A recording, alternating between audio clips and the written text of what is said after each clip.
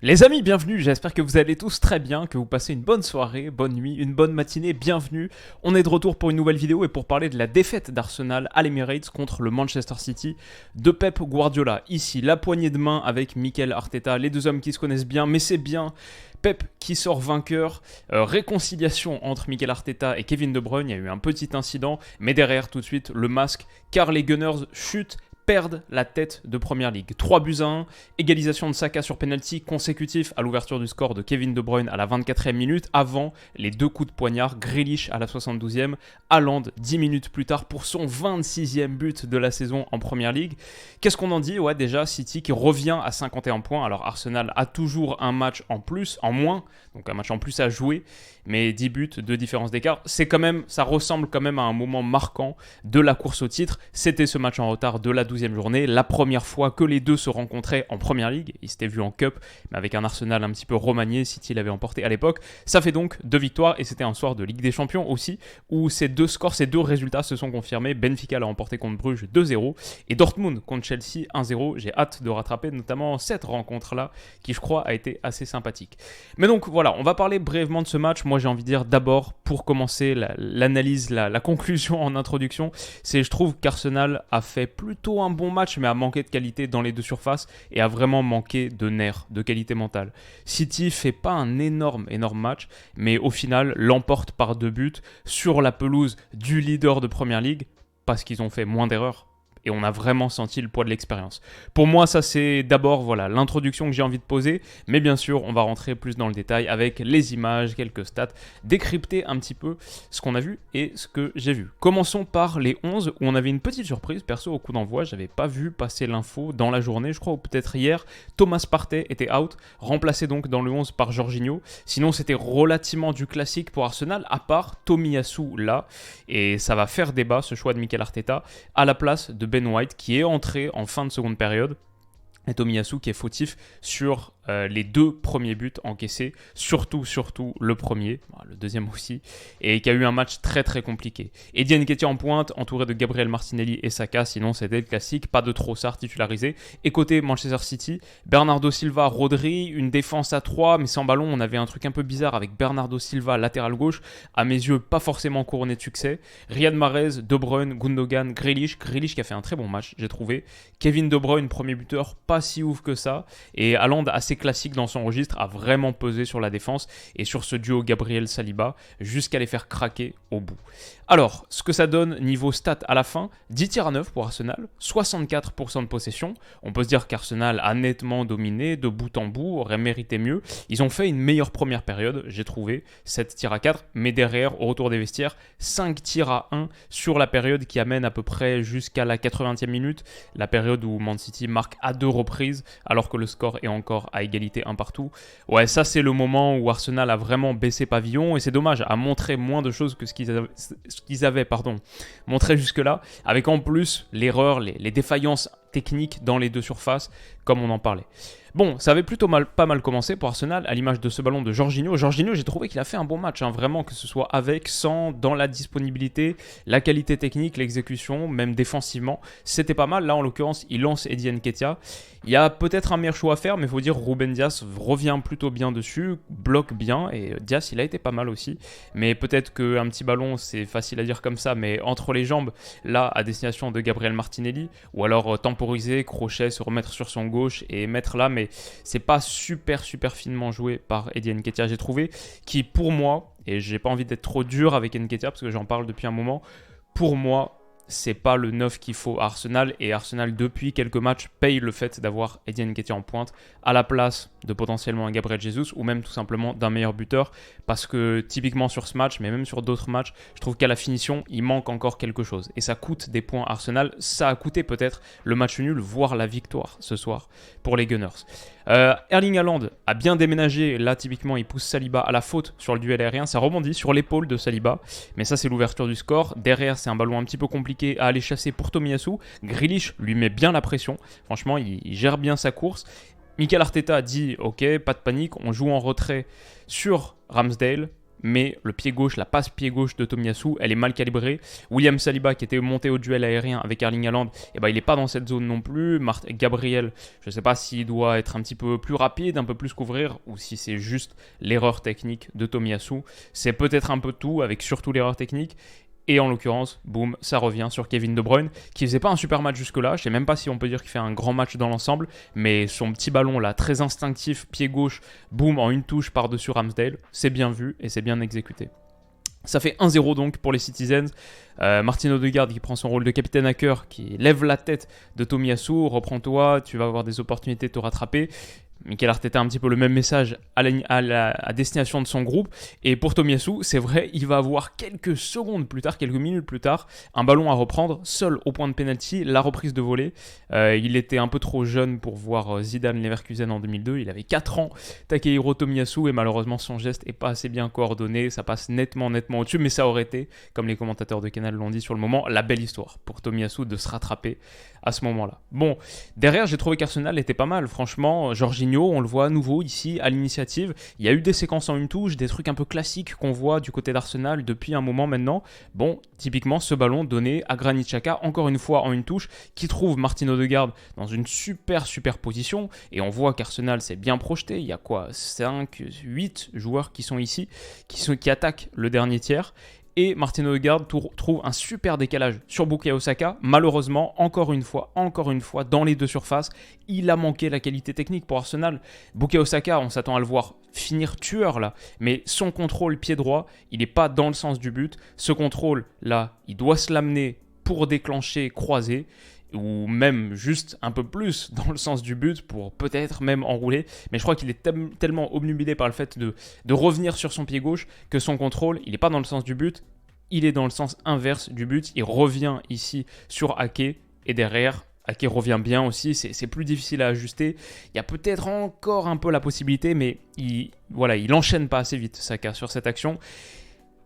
J'ai envie de souligner quand même le travail de Nathan Ake qui depuis quelques matchs, depuis quelques semaines, voire mois, fait une sacrée saison. Là, son retour, hop, il tombe, mais il se relève ici, continue à glisser un peu sur les fesses. Encore une fois, il est là. Et même s'il tombe, il réussit à contrer le centre en retrait de Bukayo Saka. L'action de Nathan Ake, elle est peut-être pas la plus gracieuse, mais elle est hyper efficace. Et ouais, ça revient dans les gants d'Ederson. Pas plus de peur que de mal donc pour City. Mikel Arteta extrêmement frustré sur cette situation, il fallait faire mieux. Et ouais, la connexion entre Ake et Guardiola, il y a quelque chose. Franchement, un gars super intelligent, tactiquement, qui s'est très bien adapté à son nouveau positionnement, son nouveau rôle, qui peut occuper plein de zones différentes, et défensivement, qui montre vraiment de la qualité, je trouve. Mon petit avis comme ça, vous me direz ce que vous en pensez en commentaire. Mais Nathan Ake, moi ça me plaît pas mal. Ok, sinon, ouais, juste je voulais montrer Jorginho, encore une fois, de l'activité ici sur Kevin De Bruyne. La plupart du temps, il a remporté son duel dans cette zone. Là, il revient bien, hop, récupère un ballon. Et ici, c'est l'action qui va amener une situation très dangereuse. Le penalty, Granit Xhaka, petit ballon par-dessus la défense. Pour le coup, Eddie Nketiah, on ne peut pas lui enlever sa disponibilité, ses appels dans la profondeur, au second poteau pour couper un centre. Il se trouve souvent des poches d'espace, juste doit mieux finir. En l'occurrence, pas forcément sur cette action, parce que là, il réussit à la mettre. Et s'il n'y a pas ce retour salvateur de Nathan Ake, ça finit au fond des filets. Mais surtout, il provoque un penalty. Bien joué, Ederson, c'est un peu catastrophique là, je crois qu'il y a penalty, oui, ça fait partie de ces penalties qui sont donnés maintenant.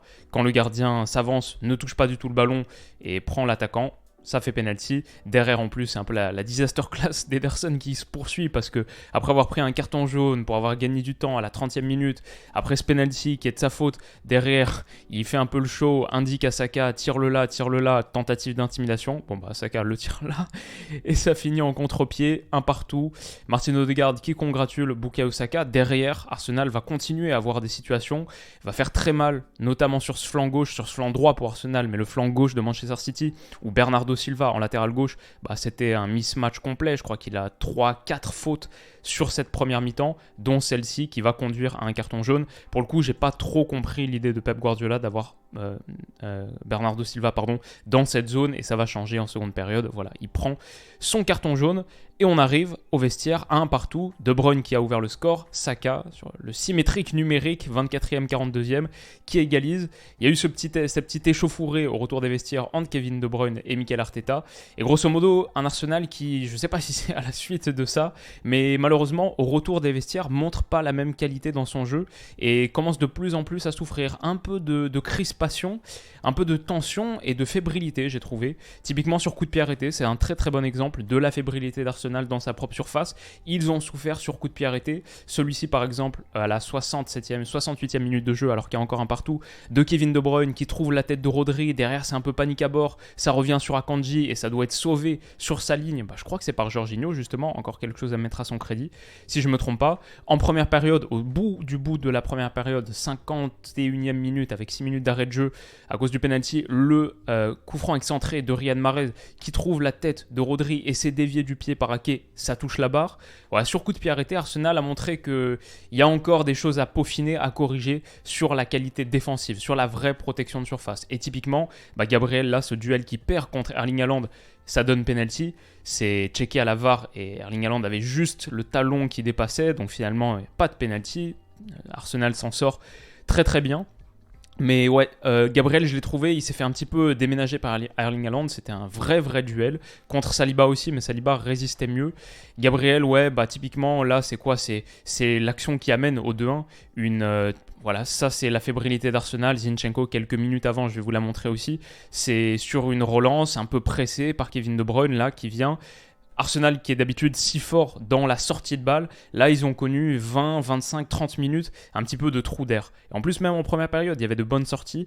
Là, Gabriel la passe elle est pas assez bonne, elle est interceptée par Bernardo Silva. Silva qui a changé de position, il est plus latéral gauche, maintenant il est haut côté droit. Et il va donner un très très bon ballon, passe masqué pour Erling Haaland qui est pas hors jeu. Donc là, il y a un alignement qui est un petit peu bizarre, mais en même temps, ça, c'est ce qui se produit quand tu viens de perdre un ballon dans cette zone. La défense, elle n'est pas alignée, elle n'est pas organisée. Et Erling Haaland, là, sur la course, il peut y aller. Très, très bonne lucidité.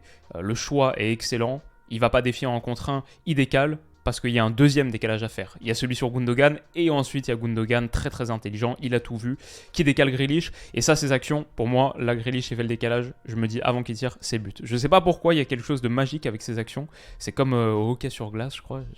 Bon, petite anecdote, j'avais un jeu de hockey sur glace il y a des années quand j'étais un enfant et je sais que les tirs en 1-2 comme ça marchait très très bien. Je crois qu'en foot, les décalages comme ça sur le gars qui arrive libre et qui ensuite qui a pas mal d'espace et qui peut croiser ou fermer, ça marche super bien. Ça me fait penser au but de Michel Bastos contre l'Olympique de Marseille, le 5-5, le but du 5-4. Tu décales. Et ensuite, il a beaucoup d'espace, de temps. Son geste est réussi, mais en même temps, c'est aussi Grealish qui célèbre. Honnêtement, ça ponctue son bon match, j'ai trouvé. Et la joie des supporters visiteurs. Le tir est légèrement dévié par Takehiro Tomiyasu. Ça fait de la peine parce qu'après le premier but, là, il n'y peut pas grand-chose. Il est dessus, mais ça passe juste sous le mollet. Et c'est suffisant pour tromper Aaron Ramsdale. Là, ça passe juste au-dessus de son avant-bras. Frustrant pour Arsenal, mais c'est un but c'est de leur faute. C'est la perte de balle de Gabriel. Comme le premier but, c'est l'erreur de Tomiyasu. 2 buts donnés finalement pour Arsenal. Et beaucoup d'occasions majeures ratées.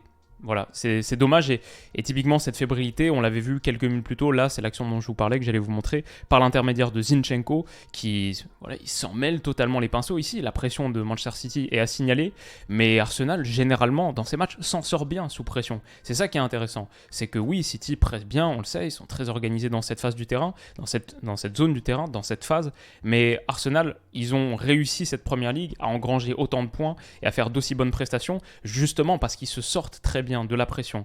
Et là, je ne sais pas si c'est l'absence de Partey, je ne sais pas, parce que j'ai trouvé Jorginho assez bon, si c'est simplement Tomiyasu, ou si c'est l'importance, l'enjeu de ce match. Mentalement, ça a un petit peu craqué. Il y a eu des erreurs techniques, comme celle-ci, pardon. Je m'embrouille un peu sur les mots ce soir, désolé. Et ça arrive dans les pieds de Bernardo Silva, qui donne ce ballon pour Erling Haaland là, donc ce ne sera pas parfaitement donné, et Ramsdale va pouvoir s'en saisir. Mais Ouais, vraiment une grosse erreur de la part d'Arsenal. Et derrière, il y a encore des situations, là, bon, même s'ils n'engrangent pas de tir sur les 30-35 premières minutes de la seconde période, donc une partie de temps significative, pour moi, c'est pas parce qu'ils n'ont pas été dangereux. Si Arsenal n'a pas de tir sur cette période, c'est pas parce qu'ils n'ont pas été dangereux, c'est parce qu'ils n'ont pas été tueurs. Ils n'ont pas su saisir leurs opportunités dans la surface de réparation. Typiquement, là, le décalage est fait sur Granit Xhaka, bah, il feinte. Ok, pourquoi pas, mais derrière, il faut crocheter et enchaîner. Et il ne réussit pas à sortir ce crochet. Alors que Ruben Dias, typiquement, peut-être sur cette action, on peut lire le déficit de qualité mentale, de confiance. Ruben Dias, il est tombé, mais il se relève. Comme Nathan Ake tout à l'heure, résiste. Ces gars-là de City, ils sont calibrés pour les matchs de ce type, les matchs à gros enjeux. Eux, ils se sentent les champions. Ils sont les champions en titre. Ils ont gagné quoi 4 des 5 derniers titres. C'est eux dans leur tête les champions. Même s'ils affrontent là le leader, ils vont reprendre leur place sur, peut-être je narrativise un petit peu trop. Je construis une narrative autour de ça. Mais pour moi, cette action, elle est assez symbolique. Arsenal ne saisit pas sa chance. Comme quelques minutes plus tôt, sur ce centre de Tomiyasu, qui a fait un très très bon dédoublement d'ailleurs sur le côté droit, qui s'est bien proposé, qui a enchaîné les efforts, peut-être pour rattraper sa bourde. Et c'était une action initiée par Martin Odegaard. Eddie Nketiah lève la main, boum, il va être servi par ce centre de Tomiyasu. Mais là encore une fois, pas de tir, parce qu'il est trop court. Donc voilà, si on considère qu'Arsenal n'a pas tiré parce qu'ils n'ont pas été dangereux, je pense qu'on se trompe. Ils ont été dangereux, mais ils n'ont pas été tueurs. Ils ont mal fini. Et là, Eddie Nketiah, encore une fois, il est trop court. On lit sa déception, sa frustration, et je la comprends, elle est légitime. Quelques minutes à la fin aussi, juste à quelques minutes du coup de sifflet final, ce centre de Bukayo Saka, la tête d'Eddie Nketiah, encore une fois, elle passe à côté. Là, il y a une vraie situation. Peut-être c'est même pas la tête qu'il faut faire, peut-être c'est contrôle de la poitrine parce qu'il est obligé de la reprendre très très basse, cette tête. Et en première période, je vous ai pas montré cette occasion, il avait encore eu une possibilité. Là, il s'est bien déplacé, la galette de Zinchenko, elle est à souligner, mais sa tête passe à côté. Malheureusement, parce qu'il ne la prend pas de la tête, parce qu'il la prend un peu du haut de l'épaule, du buste droit, et ça passe à côté. Et Eddie Nketiah, 4 tirs ce soir, 0 cadré. Ça, c'est le problème d'Arsenal. Ça, c'est si je dois dire, les 2 raisons pour lesquelles Arsenal a perdu ce match. Des erreurs défensives, mais flagrantes, des erreurs dans la zone défensive, et manque de qualité à la finition, pas assez tueur. C'est vraiment ça, parce que sur le reste du jeu, ils ont été plutôt pas mal. Pas aussi bon qu'ils nous l'ont montré en première partie de saison, mais Manchester City n'était pas étincelant non plus. Et finalement, on va remporter un match 3-1 contre le leader à l'extérieur. C'est parce qu'Arsenal a vraiment donné beaucoup de choses, je trouve. Voilà grosso modo pour mon analyse, j'espère qu'elle vous a plu. On se retrouve demain au Camp Nou. Si vous n'avez pas vu passer l'annonce, n'hésitez pas à aller regarder mon prono pour Barça, Manchester United. Plein de choses à vous dire. On se retrouve demain, passez une très bonne nuit, très bonne journée et à bientôt. Bisous.